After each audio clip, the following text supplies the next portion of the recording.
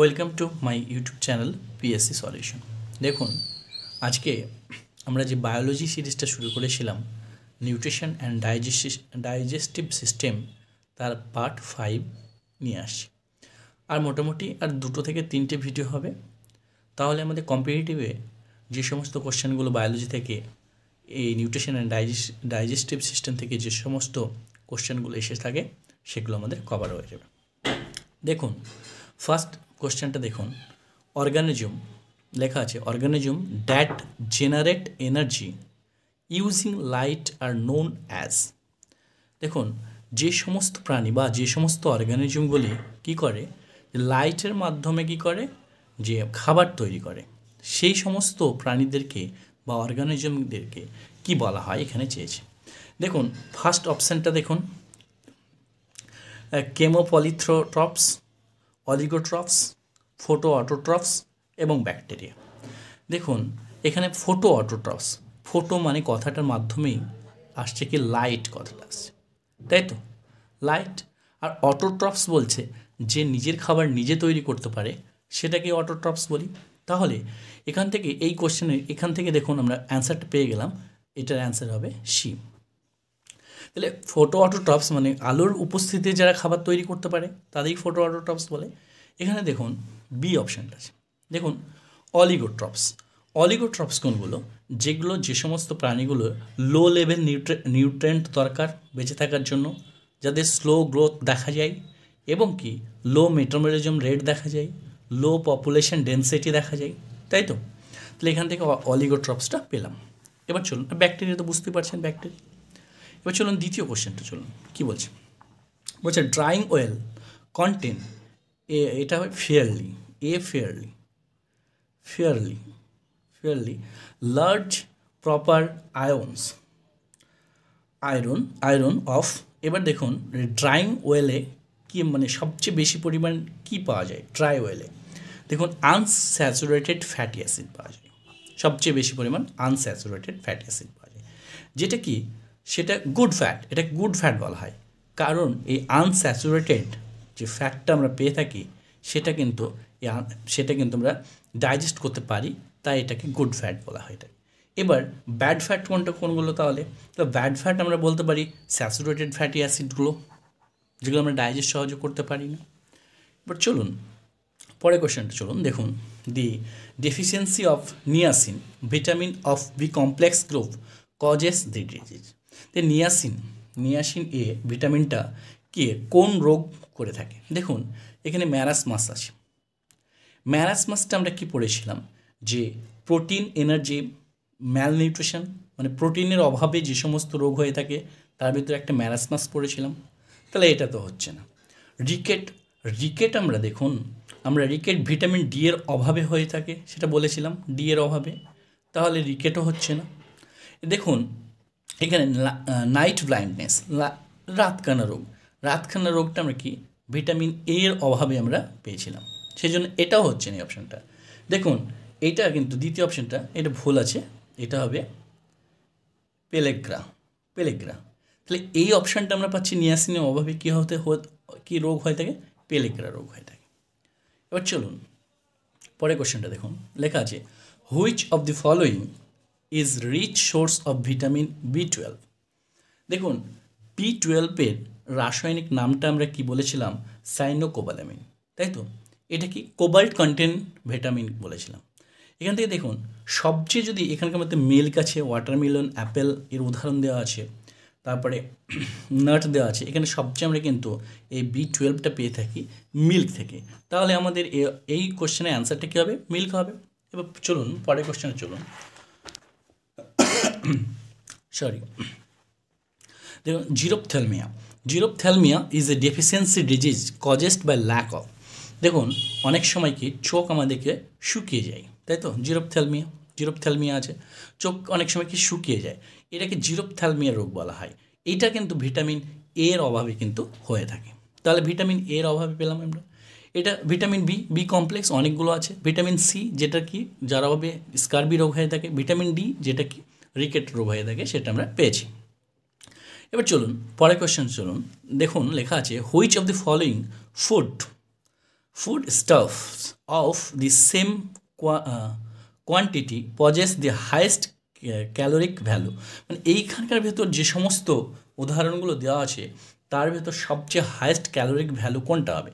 Butter না Apple না chess না সুগার? দেখুন এটা কিন্তু উদাহরণটা হবে বাটার।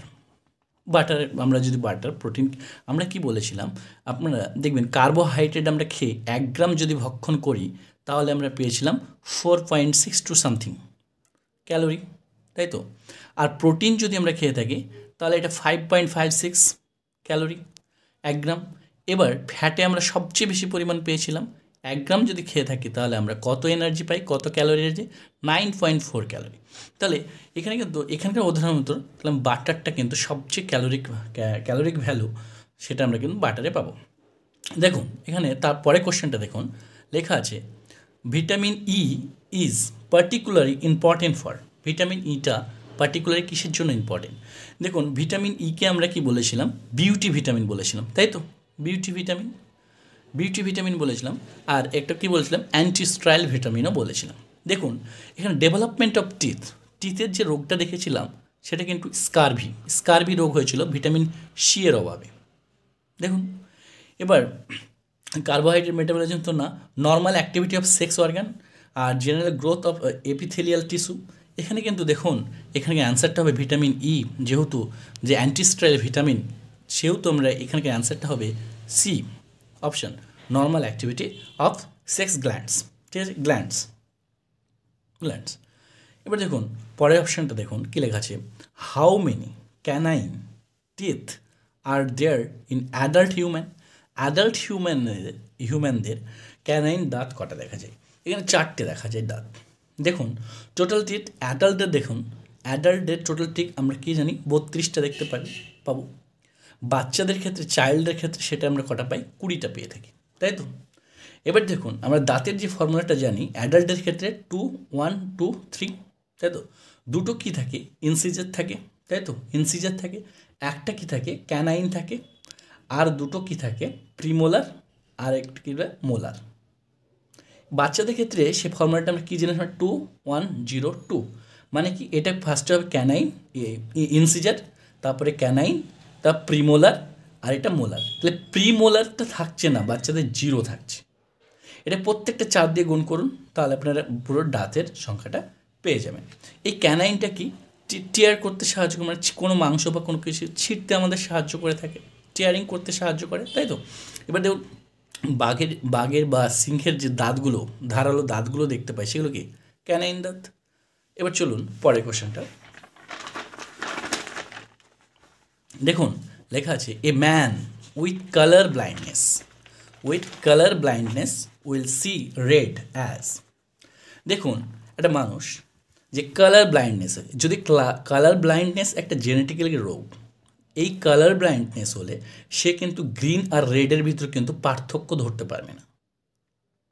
এই দুটো রোগ, এই দুটো রং সে ভুলভাল দেখবে, সেই জন্য এটা কালার ব্লাইন্ডনেস। তাহলে কালার ব্লাইন্ডনেস যখন হবে আপনি বলুন তাহলে এই অপশানটা কী হতে পারে? তাহলে আপনি বলুন রেডটাকে সে অবশ্যই গ্রিন দেখবে, তাই তো? এই অপশানটা। এবার দেখুন পরের কোশ্চেনটা দেখুন, লেখা আছে 10-এরটা দেখুন, which one of the following is known as the immovable property in the cell. দেখুন সেলের ভিতর আমরা কী জানি, যদি আমরা এটা একটা সেল ধরি, সাপোজ আমি এটা একটা সেল ধরলাম, সেলের এই পার্টটা কি? এটা কি? এটা শুধুমাত্র উদ্ভিদের আমরা কিন্তু দেখতে পাবো, সেল ওয়াল দেখতে পাবো, তাই তো? আর এইটা যেটা পাবো সেটা কি? সেল মেমব্রেন বা প্লাজমা মেমব্রেন। আর এর ভেতর যে নিউক্লিয়াস থাকবে, সাইটোপ্লাজম থাকবে, প্রোটোপ্লাজম থাকবে, গলগি বডি থাকবে, মাইটোকন্ড্রিয়া থাকবে, অনেক কিছু থাকতে পারে। এবার দেখুন এই যে নিউক্লিয়াস, এই নিউক্লিয়াসটা বাদ দিয়ে যে সমস্ত সাদা স্বচ্ছ জেলির মতো অংশ দেখতে পাবো সেটাকে বলা হয় সাইটোপ্লাজম। আর যখন আমি এই সাইটোপ্লাজম প্লাস নিউক্লিয়াসটাকে একসঙ্গে কী বলো? প্রোটোপ্লাজম। যেহেতু প্রোটোপ্লাজম বলছি সেহেতু আমি কি, তাহলে এই এই এই যে মেমব্রেনটা, আমরা সেল মেমব্রেনটা বলছি, এটা প্রোটোপ্লাজম মেমব্রেন, তাই তো? বলতে পারি প্লাজমা মেমব্রেন, প্রোটোপ্লাজম মেমব্রেন নয়, প্লাজমা মেমব্রেন বলতে পারি। তাহলে এখানে দেখুন কার্বোহাইড্রেট সেটা টিস্যুর মাধ্যমে বিভিন্ন রক্তের মাধ্যমে বিভিন্ন টিস্যুতে পৌঁছবে, ফ্যাটও তাই, প্রোটিনও তাই। কিন্তু নিউক্লিক অ্যাসিড, এখানে বানানটা ভুল আছে দেখুন, NuCli, নিউক্লিক অ্যাসিড। তাহলে নিউক্লিক অ্যাসিডটা কি ডিএনএ আরএনএ, তাই তো, DNA RNA, sorry DNA RNA, তাই তো। যেটা ডিএনএটা কি বংশগতির ধারক ও বাহক বলে থাকি আমরা, তাই তো। এবার দেখুন পরের কোশ্চেনটা দেখুন, এবারে 10 কোশ্চেন, এই 11 নম্বরের কোশ্চেনটা দেখুন, দিয়ে লেখা আছে the deficiency of iodine leads to, আয়োডিনের যদি কম হয় তাহলে আমাদের শরীরে কোন রোগটা হতে পারে? গয়টার রোগ, আমরা সেটা জানি, গয়টার রোগ হয়ে থাকে। আয়োডিন যদি বেশি যদি আমরা খাই তাহলে কি হাইপার থাইরয়েডিজম দেখতে পাবো, তাই তো। আর ডায়াবেটিস, যখন ইনসুলিন ঠিকঠাক কাজ করবে না তখনই আমি কিন্তু ডায়াবেটিসটা দেখতে পাবো রোগটি হলো। এবার চলুন পরের কোশ্চেনটা চলুন। Saprophytes are the organism which depend for food in, দেখুন যারা স্প্যারোফাইটিক হয় তারা কিন্তু ডেড অর্গানিজম বা ডেড অর্গানিজমের উপর নির্ভরশীল, মানে পচা গলা ওখান থেকে নিউট্রিশনটা যারা শোষণ করে তাদেরকে বলা হয় স্প্যারোফাইটিক অর্গানিজম। তা ডিপেন্ড এটা থাকে। তো চলুন পরের কোশ্চেনটা চলুন দেখা যাক। দেখুন এবার কি লেখা আছে, the presence of cobalt in vitamin B12, যেহেতু ভিটামিন B12টা কি বলেছিলাম যে ভিটামিন B12টা কোবাল্ট কন্টেনিং ভিটামিন, এই যে কোবাল্টটা প্রেজেন্স আছে, তাই না, কোবাল্টটা প্রেজেন্স আছে ভিটামিন B12-এ, এটা কিসের দ্বারা আপনি স্ট্যাবলিশ করবেন? সেটা কিন্তু বোরাক্স বেড টেস্টের মাধ্যমে কিন্তু আপনি স্টেবল করতে পারবেন, স্ট্যাবলিশ করতে পারবেন। এবার দেখুন 14 নম্বর কোশ্চেনটা দেখুন, বলছে too much consumption of tea or coffee can result in deficiency of, যদি আমরা অতিরিক্ত চা এবং কফি খেয়ে থাকি তাহলে আমাদের মানে কিসের কম হতে পারে, ডেফিসিয়েন্সিটা কম হতে পারে, এটা কিন্তু ক্যালসিয়ামের ডেফিসিয়েন্সি দেখায়। দেখুন এইটা ভিটামিন এ, যেটা কি রাইবোফ্লেভিন, যার রাসায়নিক নাম পেয়েছিলাম, আর কি ভিটামিন সি অ্যাসকর্বিক অ্যাসিড, যার অভাবে কি স্কার্বি রোগ পেয়েছি, আর অ্যালবুমিন, যেটা একটা কি প্রোটিন, যেটা কম বা বেশি হয়ে গেলে সেটা কি হয় লিভার ও কিডনি ক্ষতি হয়ে থাকে। এবার চলুন পরের কোশ্চেনটা দেখুন কী লেখা আছে, vegetable and fruit should be a part of our diet because they stimulate. দেখুন ভেজিটেবল আর ফ্রুটটা আমাদের সবসময় কি আমাদের ডায়েটে একটা পার্ট হয়েই থাকে, মানে কেন থাকে দেখুন এখানে কি পেরিস্টেলিসিস, এই অ্যান্সারটা হবে পেরিস্টেলিসিস। কেন? যখন দেখুন আমার টাকিয়ে একটা জায়গা থেকে গলা থেকে যখন যায় আমাদের স্টোমাকে যখন যেয়ে থাকবে, মানে পেরিস্টেলিসিস প্রক্রিয়ার মাধ্যমে কিন্তু যেয়ে থাকে, মানে একটা ধাক্কার সৃষ্টি হয়, আস্তে কম্পনের সৃষ্টি হয়ে আস্তে আস্তে যেয়ে থাকে। তাহলে এই অ্যান্সারটা এটা হবে।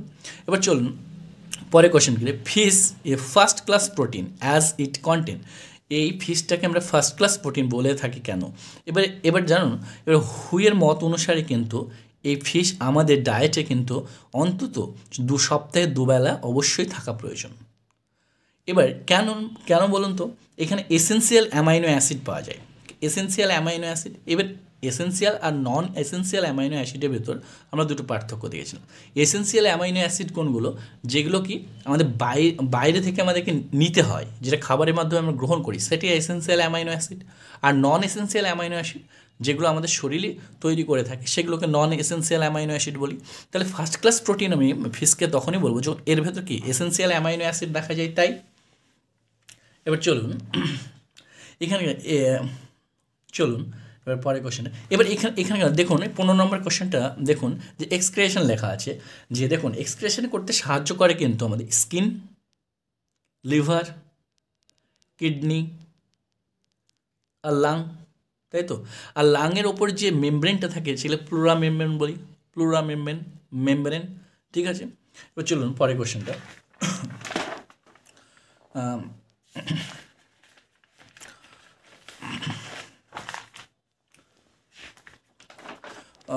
কোশ্চেন এখানেই ভিডিওটা আমরা শেষ করছি। এবার আমরা আর দুটো থেকে 3টে ভিডিও হবে, তাহলে আমাদের কিন্তু এই নিউট্রিশন অ্যান্ড ডাইজেস্টিভ সিস্টেমটা একদম সম্পূর্ণরূপে কমপ্লিট হয়ে থাকবে। দেখবেন এখান থেকে আপনি নিউট্রিশন অ্যান্ড ডাইজেস্ট সিস্টেমের যে সমস্ত কোশ্চেনগুলো এসে থাকে সেগুলোই কিন্তু কভার করানো হয়েছে। অতএব যদি আপনাদের পছন্দ হয়ে থাকে এবং যদি আপনি মানে কন্টিনিউ এরকম ভিডিও পেতে থাকেন তাহলে আমাদের চ্যানেলটি অবশ্যই সাবস্ক্রাইব করবেন এবং লাইক করবেন এবং শেয়ার করবেন। Thank you.